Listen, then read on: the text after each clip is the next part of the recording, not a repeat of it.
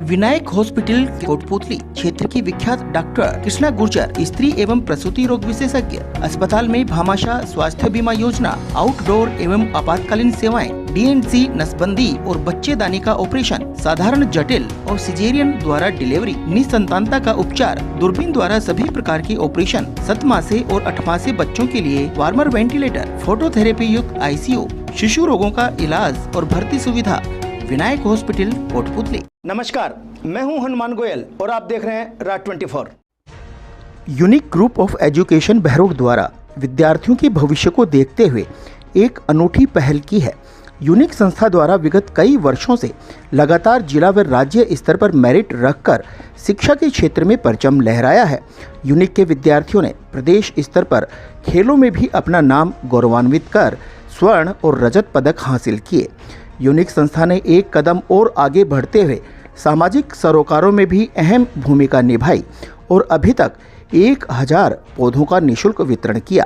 राष्ट्र प्रेम के प्रति अपने जज्बे को दिखाते हुए चीनी प्रोडक्ट के बहिष्कार के लिए रैली निकालना, शहीद स्मारकों की साफ सफाई करना, गौशालाओं में जाकर गौ माता की सेवा करना जैसे अनेक काम संस्था ने किए। अब यूनिक संस्था होनहार विद्यार्थियों को तराशने के लिए एक बहुत बड़ा आयोजन कर रहा है। हर वर्ष की तरह यूनिक ग्रुप ऑफ एजुकेशन इस साल फिर से यूसेट एग्जाम का आयोजन कर रहा है, जिसका उद्देश्य क्षेत्र की उन प्रतिभाओं को एक प्लेटफॉर्म देना, क्षेत्र की उन सभी प्रतिभाओं को एक सम्मानित मंच देना जिसके जरिए वह अपने आगे का उज्जवल भविष्य रख सके।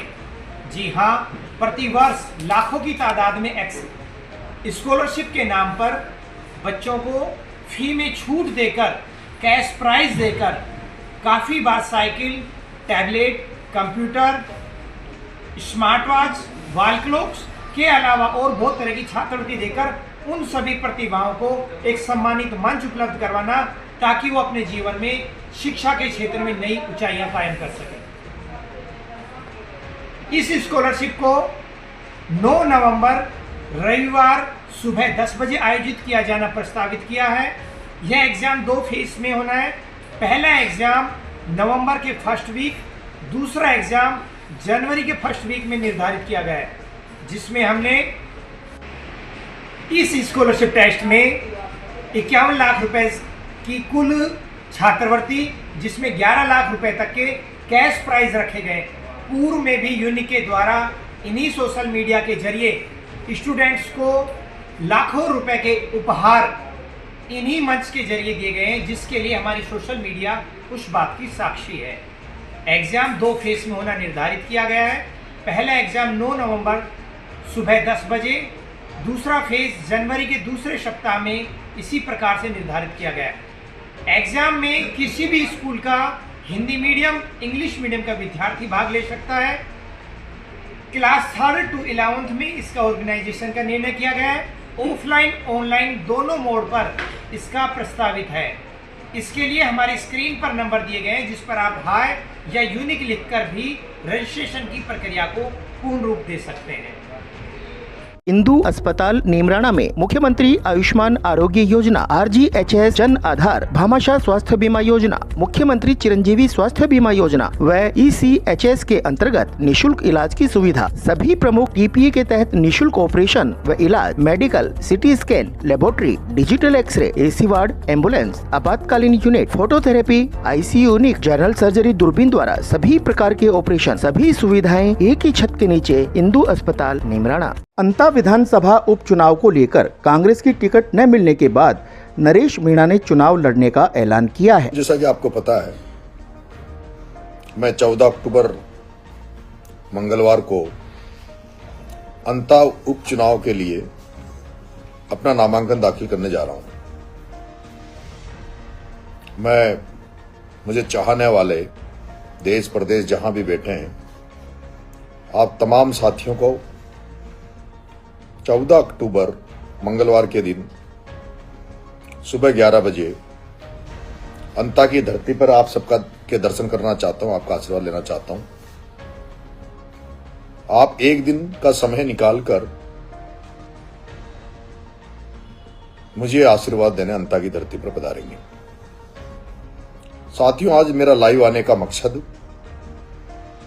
आपसे केवल एक राय लेने का है। मैं छबड़ा से निर्दलीय चुनाव लड़ा, देवली से भी मैं निर्दलीय चुनाव लड़ा। कांग्रेस ने हमारे साथ जो घात किया है और जिस तरह से जल्दबाजी में टिकट को डिक्लेयर किया है ताकि कांग्रेस में भी जो कुछ लोग मेरे शुभचिंतक थे उनको किसी तरह का मौका न मिले, और उसमें मेन भूमिका निभाई है गोविंद सिंह डोटासरा ने। साथियों, मैं केवल आपसे एक राय जानना आपकी चाह रहा हूं कि चुनाव हम लड़ रहे हैं, पर चुनाव अब जब हमने